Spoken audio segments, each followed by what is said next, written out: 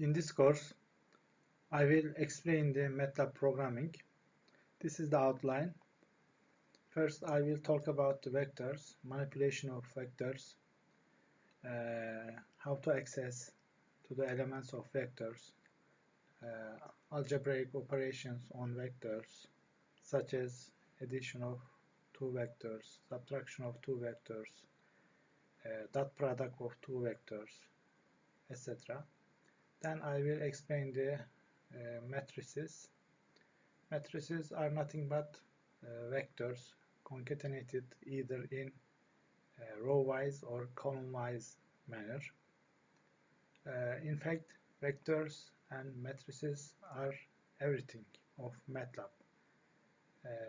Since MATLAB means matrix laboratory, so to comprehend MATLAB very well, we need to learn how to deal with the vectors and matrices in MATLAB.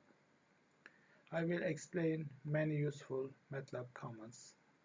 A few of them are save, load, input, display, look for, clear screen, and clear all, etc. Conditional statements, loop statements, and functions are available in every programming languages. So they are also available in MATLAB.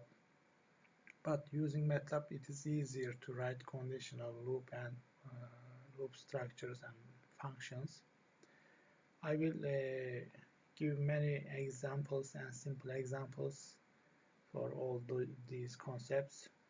Plotting is a nice topic of MATLAB. I will explain the plotting with many and smart examples. File processing, although not very common for the beginners, but it is a very useful concept.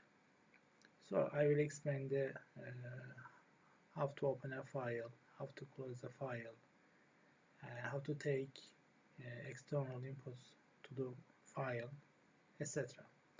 Then I will explain the toolboxes in brief, what kind of toolboxes are available in MATLAB,